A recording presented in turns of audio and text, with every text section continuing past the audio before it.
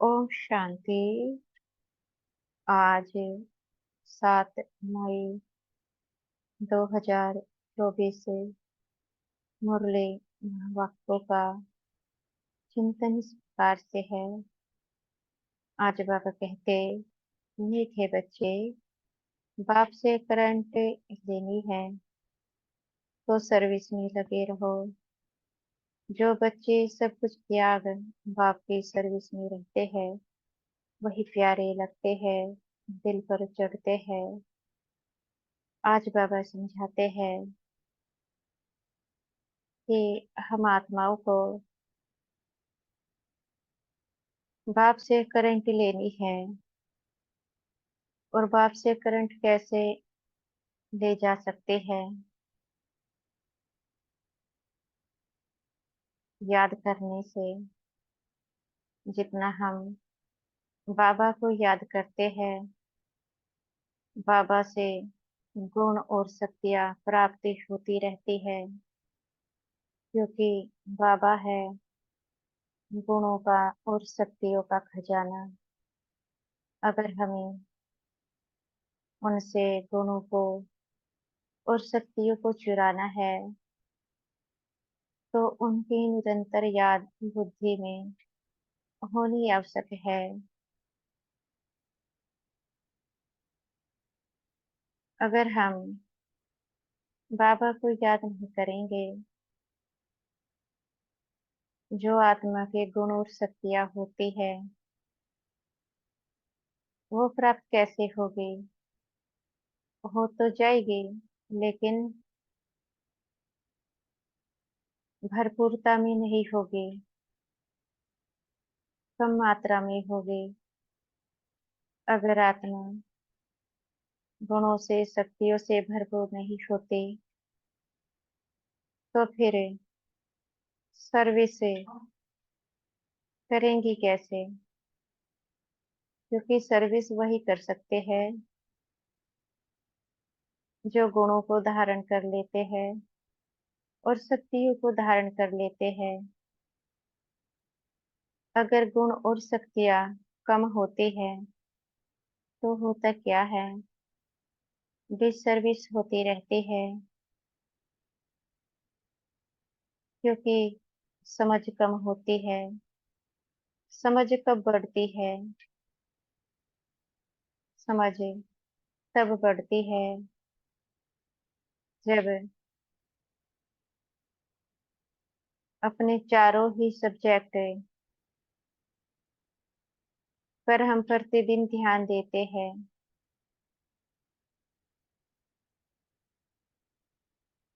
फिर बाबा कहते हैं, जो बच्चे सब कुछ त्याग बाप की सर्विस में रहते हैं वही प्यारे लगते हैं। तो जो पुरानी दुनिया है वहां पर हमने अनेक संबंध बनाए, अनेक वस्तुओं से लगाव लगाया।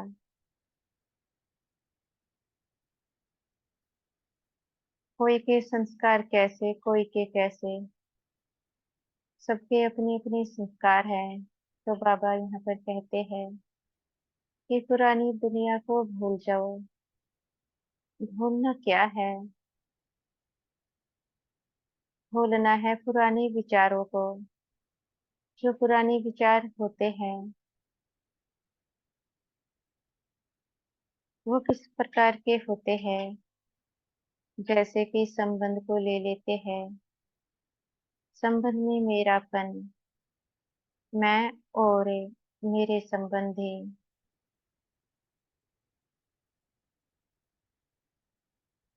तो यहाँ पर चेकिंग करनी होती है कि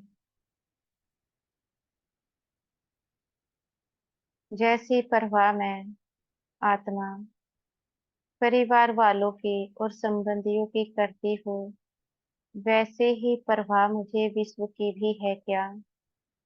क्या विश्व के प्रति भी मुझ आत्मा में वही तड़प होती है जो अपने परिवार और संबंधियों के प्रति होती है।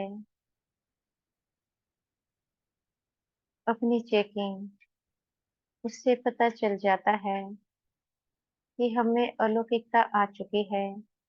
अब हम बाबा के दिए गए ज्ञान को बेहद में फैलाना चाहते हैं, जिससे कि विश्व भर की आत्माएं भगवान को जान सके और वह भी अपने पापों से मुक्ति हो सके भगवान की याद से।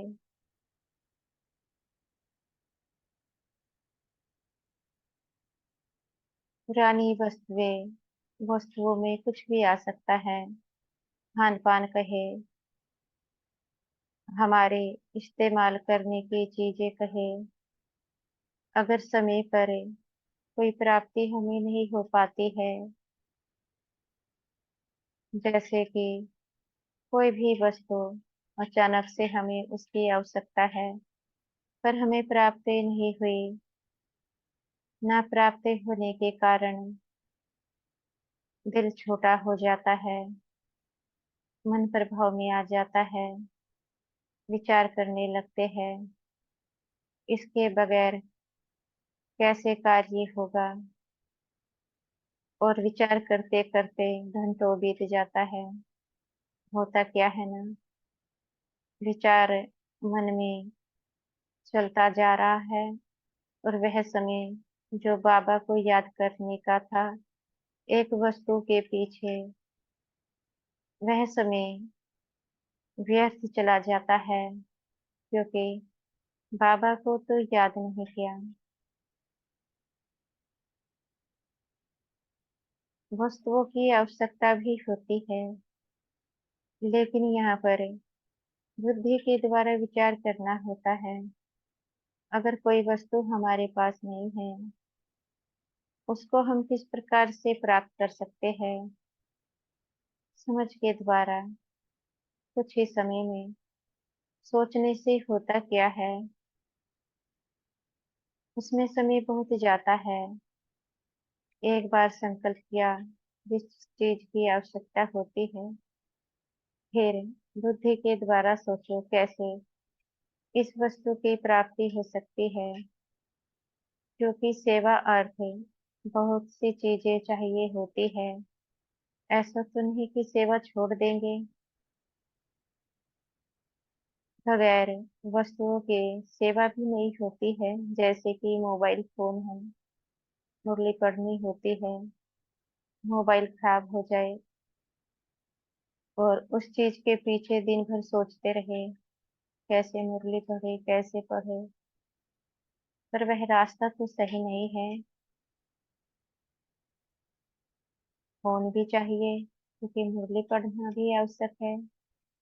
बस ऐसे में क्या करना होता है, पहले बाबा को लिखकर देना होता है, उसके बाद कहीं ना कहीं से मदद मिल ही जाती है। जिस चीज की आवश्यकता होती है उसकी प्राप्ति हो ही जाती है, आज नहीं तो कल, कल नहीं तो परसों तरसों हो ही जाती है। लेकिन जब निश्चय पूरा होता है कि बाबा करा ही देगा, तब अगर निश्चय कमजोर होता है, पता नहीं बाबा को कह तो दिया है, होगा कि नहीं होगा, तब उस कार्य में रुकावट आती है और समय लगता है। जैसा आत्मा का निश्चय वैसी प्राप्ति आत्मा को हो जाती है, क्योंकि बाबा आत्मा के निश्चय के आधार पर ही, आत्मा की शक्तियों के द्वारा ही उसको प्राप्ति कराता है। निश्चय में बल होता है और बल से विघ्न हट जाते हैं।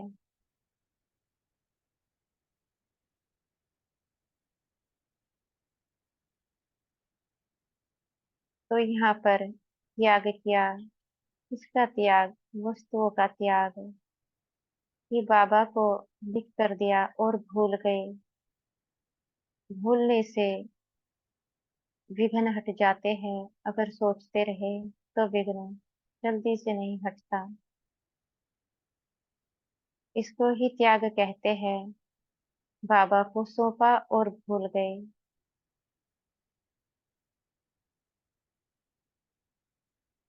बाबा कहते हैं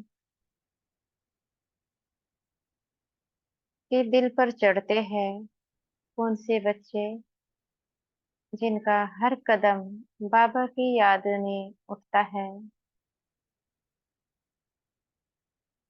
एक एक कदम में बाबा की याद रहती है। एक है मुख से बोलने वाले बाबा, मुख से कहा बाबा। एक है दिल से बोलने वाले। जो मुख से बाबा बोलते हैं, उनकी बुद्धि में परिवार वाले ही होते हैं। छोटी छोटी बातों में वो परिवार वालों की सलाह लेते हैं। वो देहधारी आ गए, अब बाबा की याद तो नहीं रही। अगर पूछे किसके लिए कार्य करते हैं, बाबा के लिए। लेकिन जिस समय कोई कार्य होता है, जैसे कि कोई नया कार्य शुरू किया, शुरू करने से पहले क्या बाबा से बातें की थी? किस प्रकार का कार्य हम करने जा रहे हैं? बाबा को लिखकर सौंपा था या फिर बाद में लिखा था? अगर पहला कदम बाबा के लिए बढ़ता है तो ही कहेंगे कि बाबा के प्रति सेवा है। अगर पहला कदम देहधारियों की ओर उठता है तो वह बाबा के प्रति सेवा नहीं हुई, वह तो हो गई देहधारियों के प्रति। जैसे कि भोग बनाते हैं तो बुद्धि में रहता है कि बाबा के लिए भोग बना रहे हैं, क्योंकि संस्कार बन चुका है। ऐसे ही अनेक कार्य होते हैं। आत्माओं को धन कमाने के लिए भी अनेक कार्य करने होते हैं। तो क्या उन कार्यों को शुरू करने से पहले बाबा को लिख कर दिया जाता है? यह तो अपनी चेकिंग है।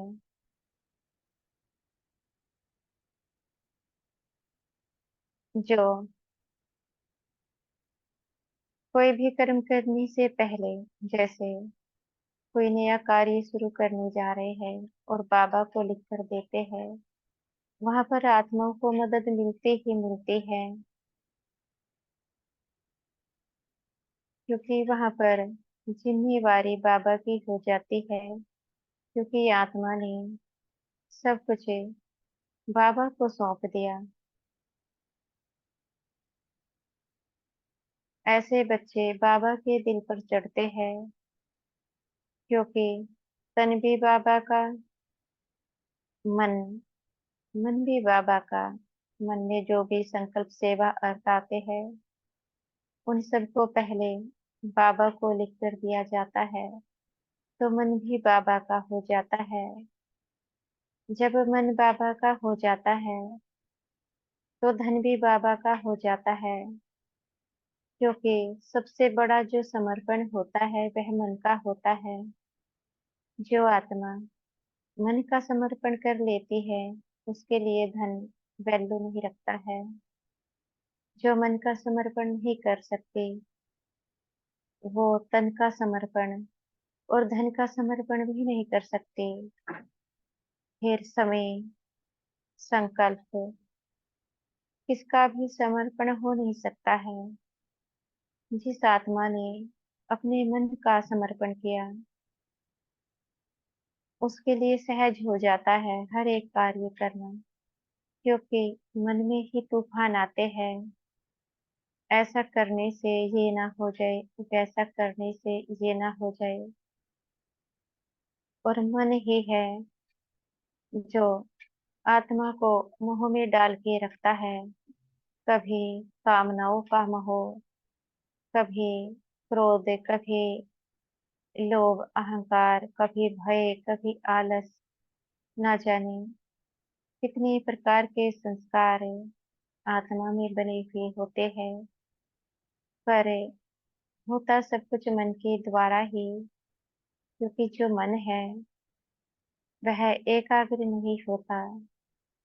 अगर सही करते हैं तो भी मन को गलत लगता है, अगर गलत कर लेते हैं तो भी मन को सही लगता है। ऐसे में क्यों ना मन का समर्पण ही बाबा को कर दिया जाए। समर्पण किसको कहते हैं? जब हम कहते हैं बाबा तन भी आपका, तो हमने तन की पवित्रता को धारण कर लिया। ये हो गया तन का समर्पण। बाबा मन भी आपका। मन में अनेक तूफान आते हैं। जब मन का सौदा बाबा के साथ हो जाता है, तो जब मन में तूफान आते हैं, वो किसके होंगे? वो मन किसको सौंपा था? बाबा को सौंपा था। जो तूफान आते हैं वह भी तो बाबा के हो जाते हैं। ऐसे में हमें युक्ति से, बुद्धि के द्वारा उन तूफानों से बचना होता है। वे जो तूफान हैं उनको अपनाना नहीं। उनको आप क्या कर सकते हैं? किसी भी सोमान से तूफानों को रोका जा सकता है, क्योंकि जो सोमान होता है उससे आत्मा में बल आता है। जब आत्मा में बल आता है तो मन में उठने वाले तूफान शांत हो जाते हैं। केवल अनुभव लेना होता है। मन में तूफान क्यों आया, किस कारण आया, उस कारण को ही समाप्त करना होता है। क्योंकि जब तक कारण को समाप्त नहीं करते, मन में बार बार वह तूफान आता ही रहता है। अच्छा है, तूफान आने का वह कारण ही समाप्त कर दिया जाए। जब बीज ही नहीं होगा तो तूफान आएगा कहाँ से? तूफान कब आता है? जब कोई संस्कार बीज के रूप में मन में पड़ा रह जाता है। जैसे कि किसी के प्रति क्षमा आत्मा में नहीं होती, वह कोशिश तो करती रहती है कि इस आत्मा प्रति रहमदिल बनो, लेकिन कोई ना कोई बात आ जाती है, फिर से आत्मा अपनी सीट से गिर जाती है। कारण है, मन में बीज पड़े हुए हैं उस आत्मा के प्रति जन्म जन्मांतर के। इसलिए क्षमा की भावना नहीं है। कोशिश तो करते रहते हैं, पर कभी ना कभी टकराव हो ही जाता है संस्कारों का। ऐसे में क्या करें? कैसे मन पर होने वाले प्रभाव से बचा जाए? अच्छा है, अनुभव लो और उस बात को बाबा को सौंप कर भूल जाओ। उससे क्या होगा? जब हम अनुभव ले लेते हैं, फिर उस बात को बाबा को सौंप देते हैं, भूल जाते हैं। भूलने से आत्मा में बल आ जाता है। अगर याद करते रहते हैं, आत्मा की एनर्जी उस बात को सोचने सोचने में ही निकलती जाती है।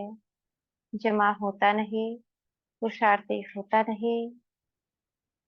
तो भूले तो सभी से होती है, क्योंकि यह आत्मा की यात्रा है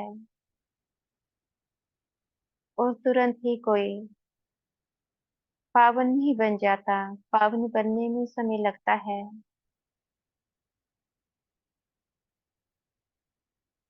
तो बाबा कहते हैं कि बच्चे मन भी मेरा, तो मन से निकलने वाले तूफान भी मेरे हो जाते हैं। आपको तो केवल उन तूफानों से शिक्षा लेनी होती है। उन कारणों को नोट करना होता है जिन कारण से तूफान आते हैं। अनुभवी बनो। अनुभव लेकर के उन बातों को भूलते हुए आगे बढ़ते चलो। ऐसे बच्चे ही बाबा के दिल पर चढ़ते हैं, क्योंकि जब इन पुराने संस्कारों को भूलते जाते हैं तो बाबा को बल मिलता है, क्योंकि बाबा आत्माओं के बल से ही नई दुनिया की स्थापना कराते हैं। अब ऐसा तो नहीं, बगैर आत्माओं के बल से नई दुनिया की स्थापना हो सके? नहीं, आत्माओं की योग की शक्ति से, शुद्ध संकल्पों से नई दुनिया की स्थापना होती है। जितना आत्मा अपने मन के प्रभाव से अपना बचाव करती है, उतना बल बाबा को मिलता है और ऐसे बच्चे बाबा के दिल पर चढ़ जाते हैं। और जो बाबा के दिल पर चढ़ते हैं वही विजयी रत्न बन जाते हैं।